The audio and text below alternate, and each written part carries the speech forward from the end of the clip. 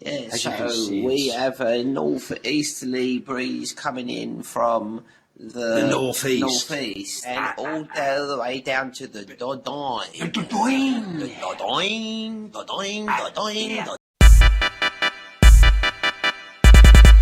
What if I told you that we're living in a dark age in the music industry right now? Not to say the quality of music nowadays is bad, oh no, I think we're reaching a new wave of impactful and thoughtful artists making incredible things at the moment. No, I'm instead talking about the visuals of music, you know, like music videos. One of the few things that gets people talking about a certain artist or song. Visuals are everything, they're not just a promotional tool. Well, I mean, kinda, but also no, depending on who you're talking about. What I'm saying is, music videos help a lot with gaining a song's popularity. But man, has there been a dip in quality these past couple of years. Look, music is pretty much a consumption in our everyday lives. Whether you're listening on the radio to and from work, or on your own personal playlist on streaming platforms when working out or cleaning the house, 9 times out of 10, people have pretty much absorbed a lot of music in their lifetime. But while music is extremely popular, there's one aspect to it that seems to be dying and losing momentum, and that's the art of the music video. Now look, I'm not saying a music video is a make or break for artists to appeal to more fans, but there has been less and less of these visuals nowadays. Since the streaming releases of Spotify and Apple Music, the major way in increasing song popularity other than sales and airplay is through streaming, which has pretty much dominated the way we see certain songs explode and chart so highly. And if a song is doing really well, why not include a music video to increase your chances of staying at a high position on the charts? Well, the reason most artists don't really do that is, it just takes too much time in production to have it finally released, and the song's popularity fades away. Not to mention, since the age of streaming, music videos on YouTube today haven't really been pulling up huge numbers compared to the ones back in 2015 through 2019. Plays on YouTube don't really factor too much anymore. Not a lot of people are anticipating an artist's visual for a single when they can easily press play on Spotify. With that being said, there are some artists out there who aren't thinking sales numbers or streams in their minds, and instead are letting their creativity flow through music videos to give their audience a bigger picture into their mindsets. They're actually giving out great quality in their visuals, and want people discussing and dissecting every aspect and scene in their videos. Tyler the Creator, FKA Twigs, 21 Pilots, these artists seem to be putting out more effort into their music and try to push the boundaries of what a music video could be. And by far, my favorite kinds of music videos are the animated ones. What a shock. Look, I've said it before, I adore animation, so clearly I'm going to be talking highly about any music video from artists that decide to include any medium of animation to imply in their music. I think these kinds of videos don't really get the same recognition as bigger live-action counterparts, like your Drake, your Taylor Swift, your Sabrina Carpenter. Many people underestimate the creativity and complexity involved when making these types of videos. Animation can push the boundaries of storytelling and visual art, and can make for some unforgettable experiences. So I guess, in a way, they're kind of ahead of their time. And boy, is there a lot of animated videos to choose from. But instead of just picking out the best of the best, along with some of my personal favorites, I've decided to go somewhat chronologically and look at the importance of these animations from when they were first started to how they're interpreted now. So I guess it's kind of like an evolution of some sorts. So sit back, relax, and watch the evolution of some of the best animated music videos.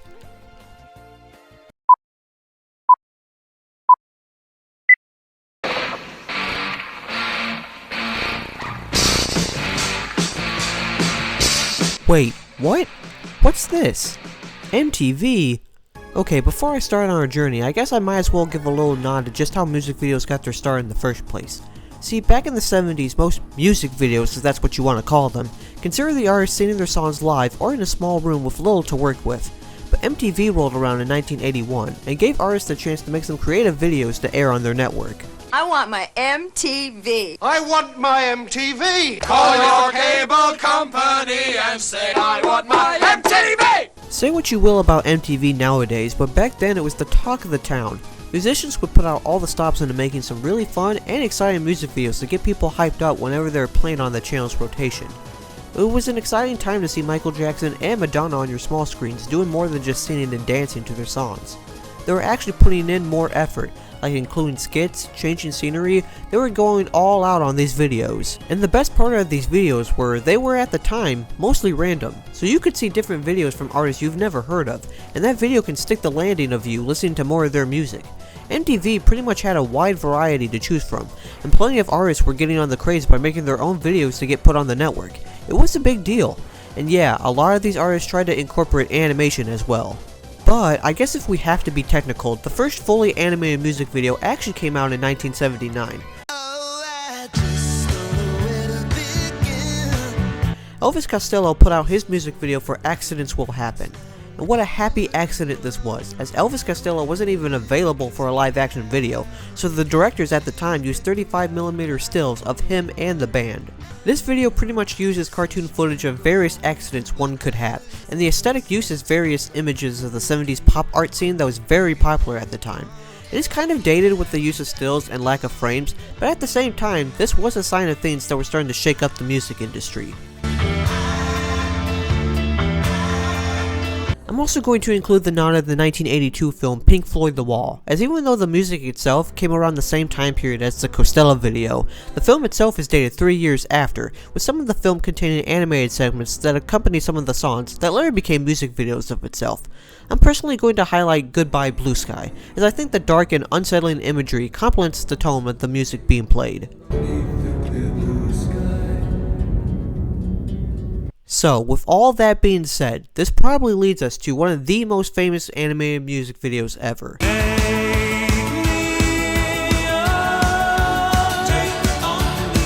In 1985, a-ha's Take On Me was revolutionary and took the world by storm with its music video.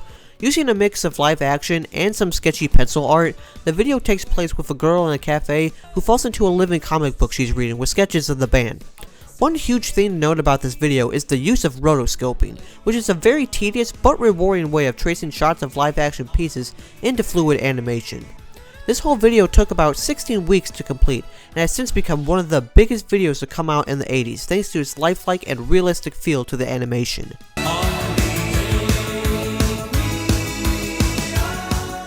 And the hits just don't stop coming, because the following year was Peter Gabriel's Sledgehammer.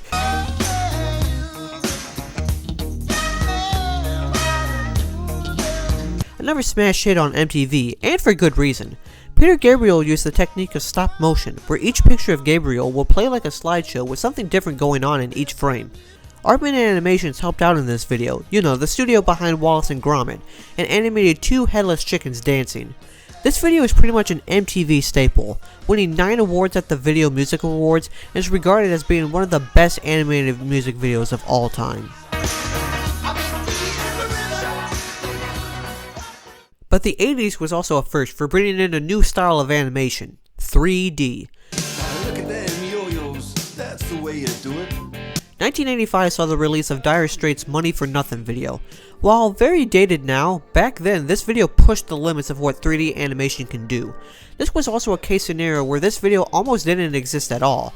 Lead singer Mark Knopfler was very anti-video and hated the general popularity of music videos. Even the concept of 3D workers was very unimpressive to him.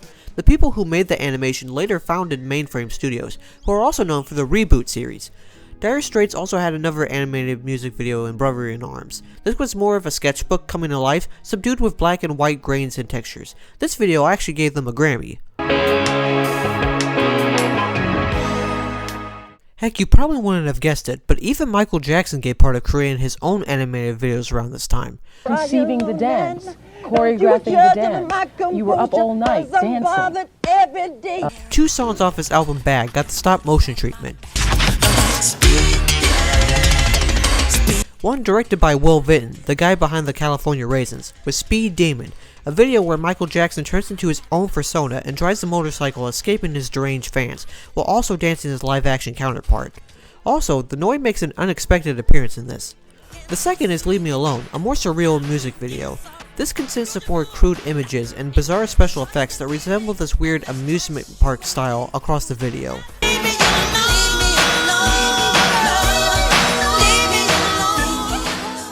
Look, all these videos have been iconic in their own right, paving the way for future animated videos. But in the 80s, nothing will ever come close to the one, the only Mr. MC Scat Cat. Here's a little story and you're sure to like it. pretty much the musical equivalent of Who Framed Roger Rabbit. Opposites attract sees Paula Abdul dancing in a live-action alleyway with MC Scat Cat, rapping and singing and getting real too close and personal to Paula. Dang, Scat Cat's got game. This whole video was inspired by the Gene Kelly and Jerry Mouse dancing Anchor's Way, and Scat Cat was animated by members from Disney.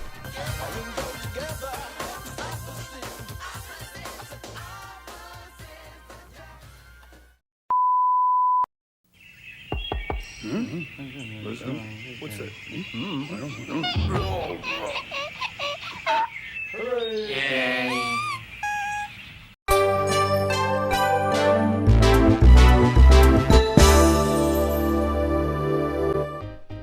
So the 80s really showed that animation could be emulated in a musical setting, and in a couple of years, more animated videos were becoming less rare, and some big animators and directors were on board. By the time the 90s rolled around, the influence of comic books and graphic novels were becoming mainstream, and a lot more gritty and dark.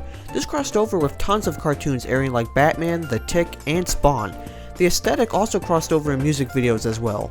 One instance was Freak on a Leash by Korn. Something takes a part of me. This dark and gritty comic-like video was directed by Tom McFarlane, creator of Spawn. The animation blends well with the raw sounds of Korn. Pearl Jam also had a certain kind of stylized comic book video with Do the Evolution, also directed by McFarlane.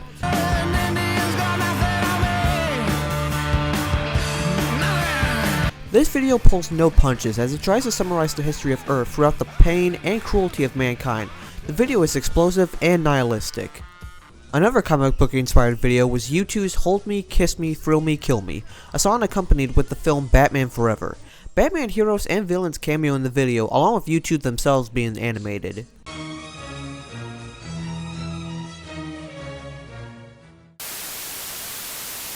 Yo, hey, what's happening, dude? I'm a guy with a rep for being rude.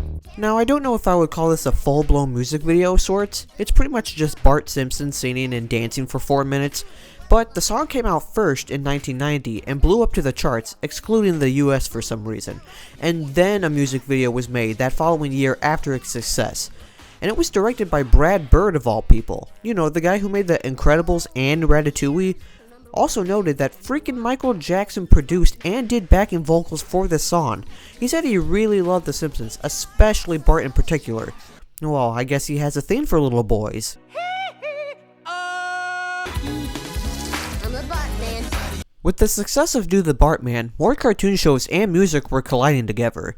In the UK, we have Radiohead with Paranoid Android, who uses characters from the Swedish cartoon Robin. For many people, this was their first introduction to the show, as MTV placed it on high rotation. Lead singer Tom York loved the video as he was a huge fan of the show, and liked Robin himself as a character.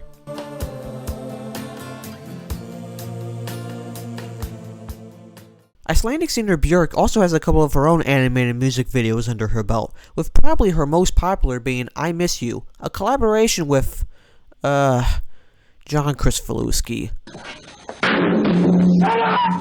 Okay, I'm gonna tiptoe around this. I know the controversy around John K, and he's a huge scumbag in my opinion. But at the time around the 90s, he was very prolific with his show Ren and Stimpy, and I can see why someone like Björk would want to work with him. And just like how Ren and Stimpy was controversial for its bizarre and dark humor, this video was also heavily censored and barely aired on MTV during release due to their stress on showing it. But after it rising on the charts and rejections from Björk to edit it, MTV decided to let the whole thing play on their network.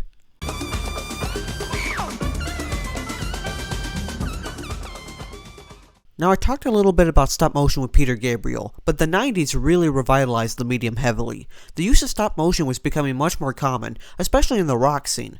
Many heavy metal and grunge acts wanted to use the medium as part of their creativity. I think the band Tool have greatly used this medium the most, as most of their iconic videos have stop motion.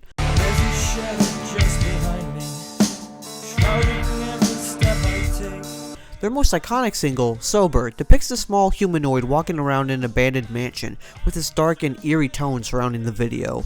Same could be said with their other single. Yeah, that one.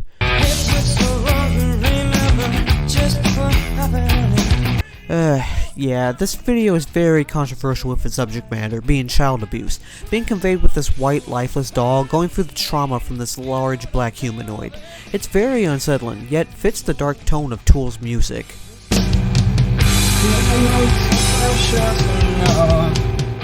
Other stop-motion videos from rock acts that I want to nod are from Static X and Alice in Chains. The first being Static X with their video Push It. I wouldn't be surprised if many thought this was originally a Tool video, since the creatures used in this video look very similar with previous puppets.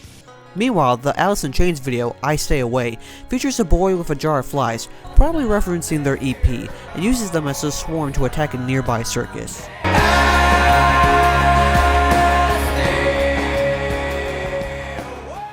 Also noted, the 90s pretty much used the stop-motion technique as a form of parody as well. If you had a fun novelty song and wanted to express a specific visual to go along with it, claymation and stop-motion were the most used.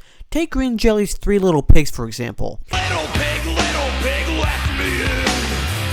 By the hair of my chinny chin. This classic folktale set in a new modern 90s setting got huge rotation on MTV. Same with Primus with their cover of The Devil Went Down to Georgia.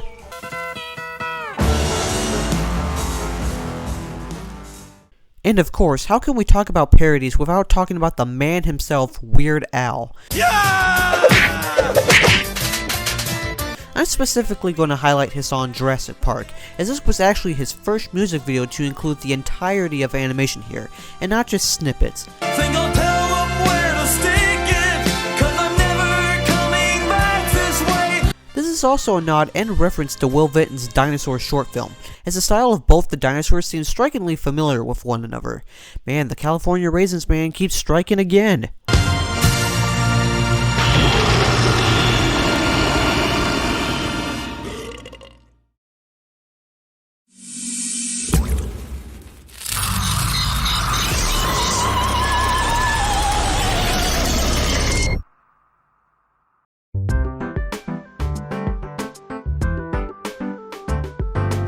Alrighty, now we're getting to the big boys. This was my decade. I respect all the videos from the past 2 decades that paved the way for the future, but even those had certain limitations on their creativity.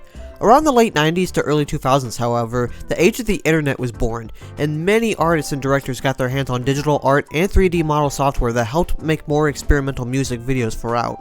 But before we get into that phenomenon, what did the late 90s push forward to the new millennium? Well, CGI was becoming a lot more mainstream, and certain artists wanted to implement that in their music. Early computer animation was still hit or miss though around the 90s and early 2000s, but that didn't stop musicians from experimenting. Take Red Hot Chili Peppers for example. Psychic spies from China try to steal your mind's elation. Yeah, the visuals here are pretty dated, but this is like the year 2000. Based on certain arcade games back in the day, we see the Peppers in PlayStation-like models in a Temple Run-like game, surfing and snowboarding throughout different levels. And speaking of bad game-like visuals...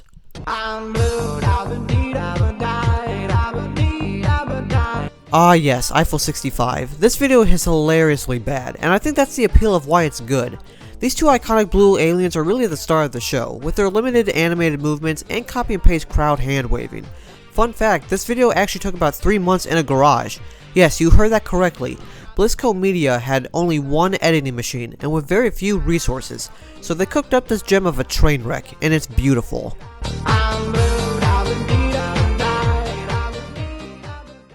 Now, during the early 2000s, we would get a concept of an intergalactic fictional band being abducted to play as human machines for a record company, then rescued to go back to their home planet. Now, on the surface, that seems silly, but for a couple of robots, it would be their magnum opus. 2001 saw the release of Daft Punk's second studio album, Discovery, with each one of their 14 songs containing music videos of this same concept, telling a cohesive story throughout. And man, what a great concept this was.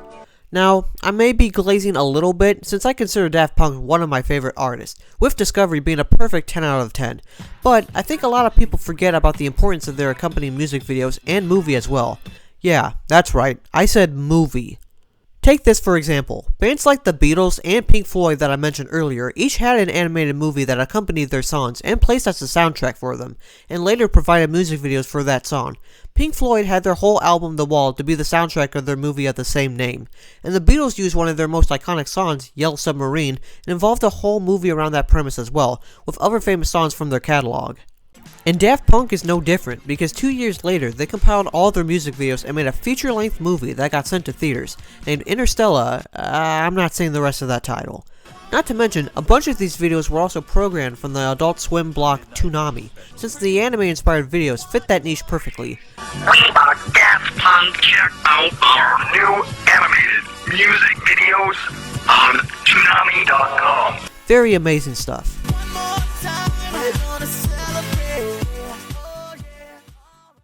And speaking of fictional bands, in the 2000s, Brendan Small created an Adult Swim show called Metalocalypse, which is a satire on heavy metal sounding music.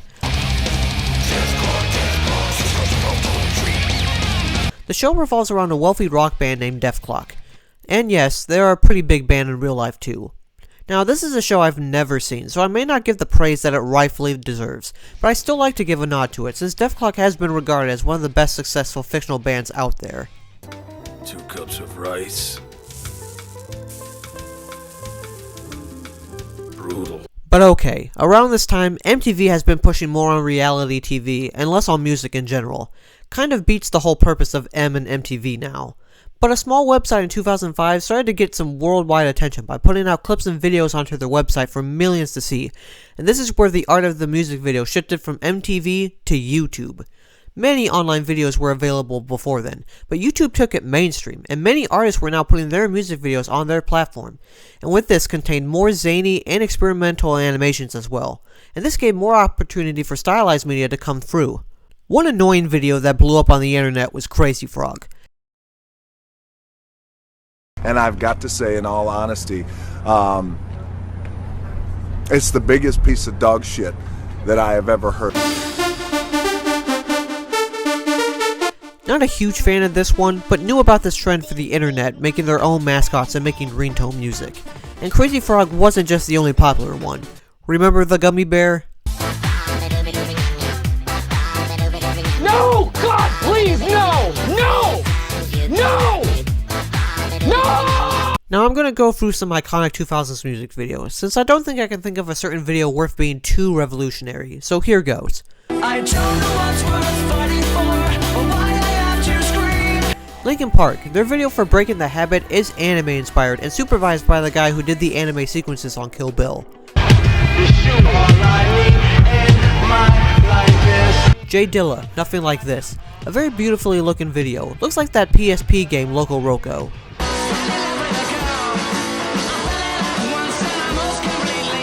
White Stripes, Fell in Love with a Girl. A Lego video directed by legendary Michael Gondry. Shot by shot frame with Legos rebuilt. Funny enough, the White Stripes tried to contact Lego for supplying a Lego set for their record, to which Lego said, "We don't sell our products to someone over the age of 12. Turn on the TV, what do I see? REM, Man-Sized Grief. Tons of blocks blowing up in billboards, shots of 8-bit graphics, nice stuff. I'm gonna ask you to look away. Moby, Wait on Me. Another video game style music video, and a very depressing one at that. Not gonna spoil the video for you, so go check this one out for yourself if you want to get into the feels. And finally, Kanye West. Hey, good morning, Kanye.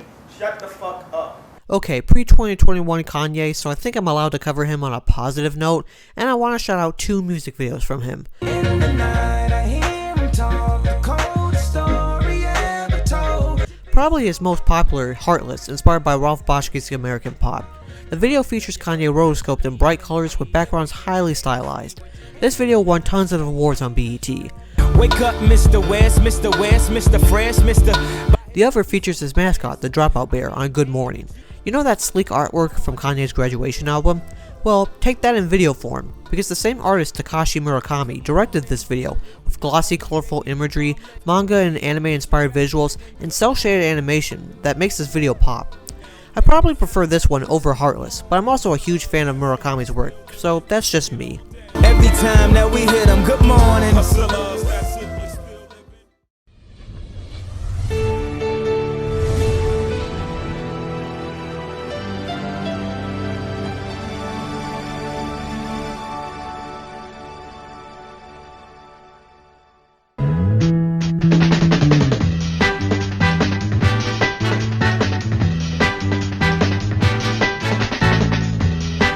Now breaking into the 2010s for now, and what an impact the animation industry has on music. You may not know it, but independent artists have been making a name for themselves throughout this decade, and even our current decade as well. Often a delightful fusion of creativity and originality, these music videos have been produced outside of major animation studios and record labels. Indie animators have experimented with diverse art forms, like hand-drawn to 3D visuals, leading to some visually striking and distinctive videos. And without corporate constraints, these videos explore unconventional themes and unique avant-garde visions. Not to mention, these indie animations usually are a collaboration between the animator and musician that both foster a deep synergy between the music and the visuals. And nowadays, there have been a bunch of these across the internet. One big band that contributes to this medium is the electro-pop rock outfit Siamese.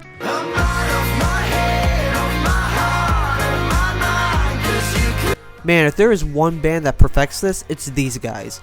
Accumulating over 200 million views, Siamese have been creating the perfect songs to accompany these visually pleasing videos. The most popular, The Wolf, may seem simple, with the black and white tones, but the animators make sure that this is as cinematic as it gets. With 3 characters running from specific traumatic monsters, the video is exhilarating and heart-pumping to watch. Another amazing video is Mr. Fear, featuring an extraterrestrial and human colliding together to become this huge Goliath of a monster wreaking havoc.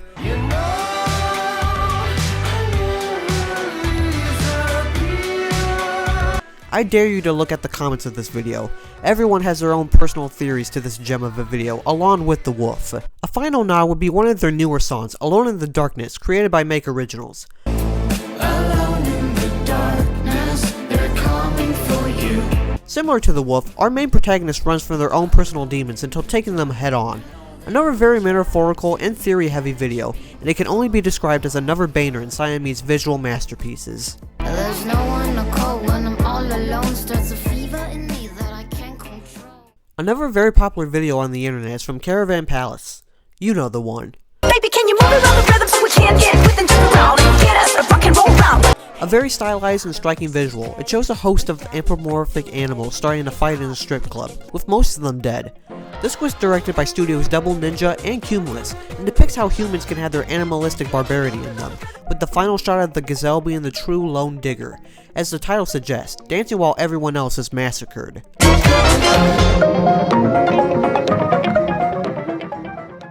Another video that got popular off the internet is Let's Go by Stuck in the Sound. Here I am, tied and bound, every night, feeling low. With its space theme, the visuals here blend both cartoony characters and also very realistic and highly detailed ones too. The video does good in mixed media as well, with objects being both 2D and 3D. Gripping, hilarious, and unpredictable, Let's Go is all amazing and fun to watch. Another perfect example is Lubalin's What If It's Not Enough. You got me out here feeling like I'm on top of the world, yeah, without a word, yeah. Like I mentioned with Aha's Take On Me, the art of rotoscoping is pretty tedious and time-consuming, but makes up for great animation when done properly. Using traced artwork in a running sequence makes the animation look lifelike, and this video does the medium perfectly.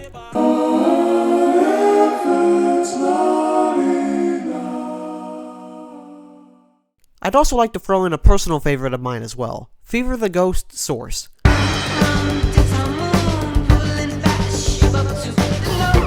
When I think of pure indie animation, this one usually comes to mind. The visuals sync up with the verses and chorus, every character here is memorizing and iconic in their own right. I want to live in this world, it's just so majestic.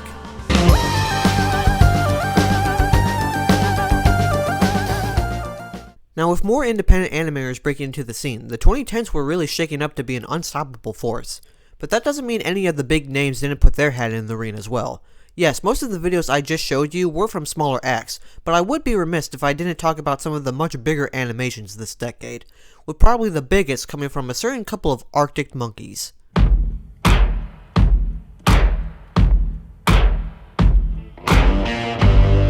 Yeah, this video is already an animation staple. Do I Want to Know kind of put Arctic monkeys on the map around the world. Pretty much having a cult following in the UK, the Monkeys finally broke through on the Billboard Hot 100 with this banger of a song.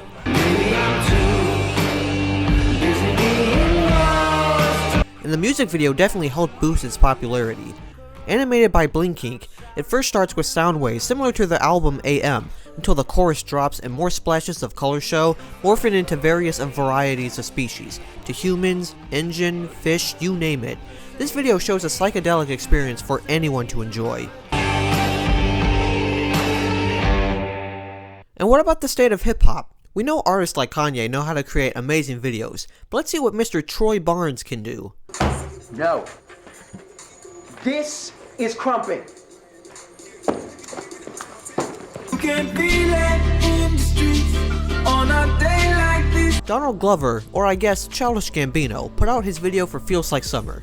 Using traditional 2D animation, we see Gambino walking down a street full of iconic figures in the black community and in the hip-hop genre. An ever-growing list of famous rappers, producers, and actors as well. Pretty much a love letter to rap and hip-hop in general, with many references and cameos throughout. And of course, you can't compliment the video without recognizing the vibes it gives off. Like really, vibe with the song.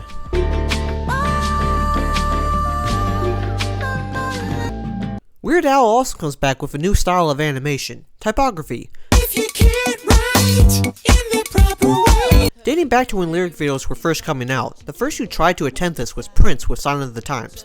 But Weird Al pretty much perfected it with his Blurred Lines parody. Boy, did that song age like milk. Anyway, typography animation is a lot different from regular lyric videos, since a lot of the animation and visuals is focused on the text rather than the background. And this hilarious parody consists of the lyrics in animated text, focusing on Weird Al's persuasion of good grammar. That really makes me want to literally smack a crowbar upside your stupid head. Even Lil Dicky's Earth song, while very embarrassing and probably had little to do with helping the Earth and more making a joke of itself, had some quality animation bringing this 3D environment into an ambitious imagination of creativity. And I'm Kanye West. Shut the fuck up. Now during this decade, a lot of popular animated TV shows and movies were getting widespread attention from artists alike and helped accompany songs and videos for them. I'm a virgin. Probably the biggest was for the Spider-Verse movies. Take Sunflower for example. You're left in the dust unless I stuck by you. Another use of typography, the lyrics really do blend well into the art of the movie. And duly noted, this isn't just a lazy compilation of clips from the movie, oh no, there's also original animation here as well. You'll be left in the dust unless I stuck by you.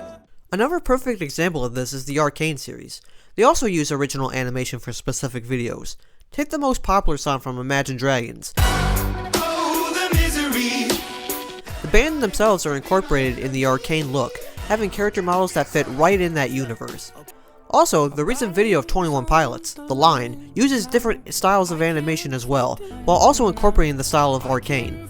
Bodies on the line now. Pull the blanket tight. And speaking of Arcane, and the game that inspired it, League of Legends, I'm sure I would be scoffed if I forgot one of their most famous videos for 4 of their most popular characters.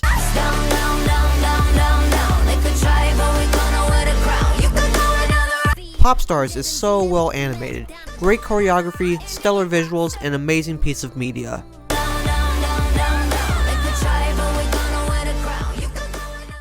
Also, who could forget an internet favorite, Oh Mama by Run the Jewels. The truth we speak openly. A rat like Donnie Brasco though, 'cause ain't no hoe in me. Showing characters Rick and Morty in original animation, like a little mini-sode of sorts. Rick and Morty are all men in black as they go through another interdimensional space adventure, while Run the Jewels bring out their powerful, charged-up energy. Hell and meditate. Swear to God, shit so good, fat boy, I levitate. Heck, Wes Anderson, director of some of the most popular indie films out there, also made his own music video for his film The French Dispatch. It still shows Anderson's signature postcard-like style he's known for, but just drawn out. Je l'ai cherché sans plus y croire. Drawing out the end of the 2010s and into the new decade, we've seen some animated videos for big female pop artists as well. While already making pre-established live-action, big-budget music videos, it doesn't hurt to make a second one and be a little experimental for a bit. While Dua Lipa already had a smash hit for her song Levitating, a second animated video came around with Dua as an anime heroine in a sci-fi setting. Definitely fits the tone for the song too. I got you, moonlight, you're my starlight, I need you. Billie Eilish decided to do one for her song, You Should See Me in a Crown, with an uncanny valley level of fluidity. And funny enough, the same guy who did Kanye's Good Morning video, Takashi Murakami, also directs this dazzling vision as well. You should see me in the crowd. I'm gonna run this nothing child. Finally, I like to give a nod to the Weeknd Snow Child video. If you've been following Abel since his EXO mixtape days, then this video will be a treat for you. Dating back to his House of Balloons era, and working his way up to his release of After Hours, this video goes chronologically through his time as an artist, and showing various eras of his music.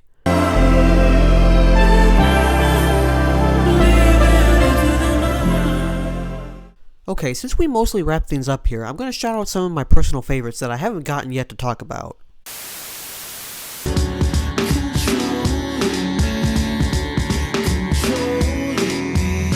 This one is a little interesting, since this was first a short film called More by Mark Osborne, who used songs from the band New Order for background music and earned an Oscar nomination for it.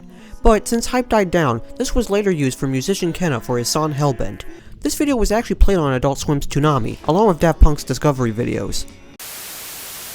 My handcuffs, my cyanide pills, my classified dossier. Of course, Weird Al was going to show up again for a third time. You haven't really shown true success until Weird Al parodies one of your songs. Al takes on Miley Cyrus's Party in the USA, about him joining the CIA with plenty of visual gags. I'm becoming less defined as days go by. Using entirely CGI, the objects of a pin screen, laptop, and Newton's cradle are all you really need to make a defining music video.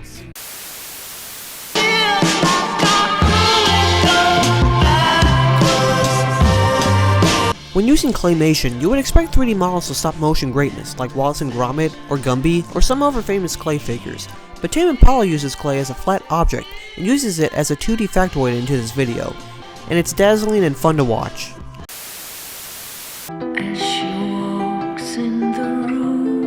Hand-drawn or squiggly animation is hard to come by, but the animators for this Portishead song makes it feel raw and unpolished, and it fits the hypnotic and dreamy vibe from the band.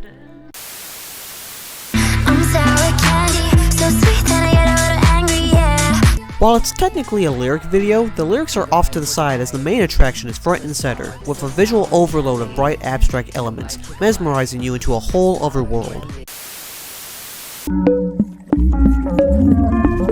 The psychedelic visuals in Flying Lotus's video Ready or Not reflects the experimental nature of his music. I can't breathe, I'm waiting for the exhale. Talk my pain with my wishes in a wishing well. The late Juice WRLD will always have a special place in my heart, and this video I think is a nice send-off to his legacy, even if his nasty record label wants to keep milking his music to every last drop.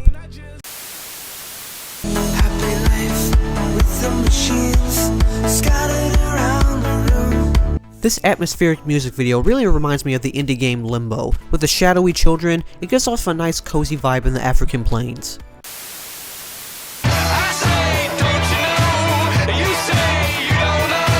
Using the DAS animation, this Monty Python-inspired video uses elements of 2D and 3D with a mix of quirky vintage figures and machinery.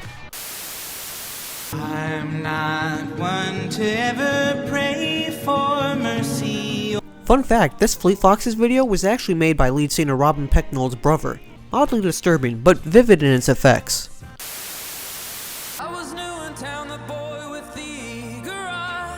Dubbed as the epic companion to the popular Mr. Brightside, this mixture of live action and animation complement the story given throughout the runtime. Daddy, are you out there? Another Aardman Animations video, but not in claymation form. This is actually live action puppetry, with a very sad and bittersweet story of a girl lost in sea searching for her father.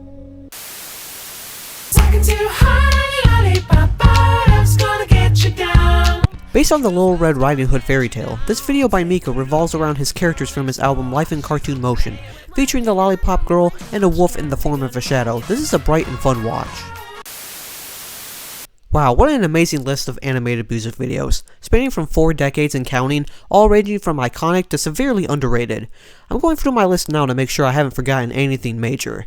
Let's see. Sledgehammer? Yeah, I talked about that one already. Radiohead? Of course, classic stuff. Siamese? Yeah, I've covered pretty much everything. I don't know what else I need to talk about.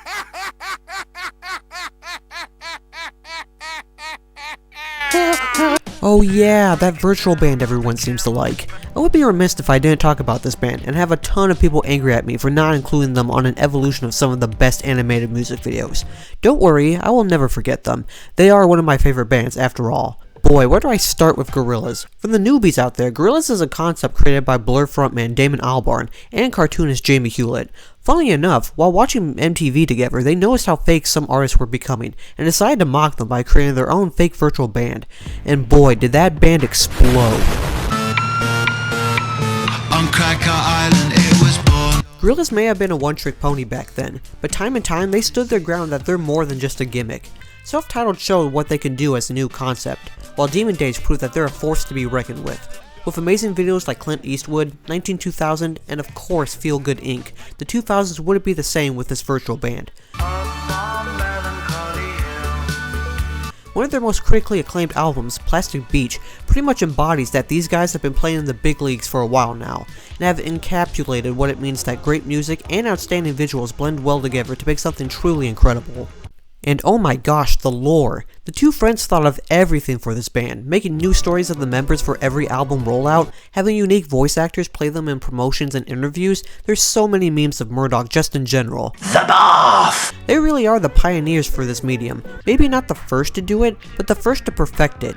They blend music and innovative animation so well to tell their compelling stories. This really is a match made in heaven for both music and cartoon fans alike. They are the embodiment of what makes animated music videos so popular in the first place.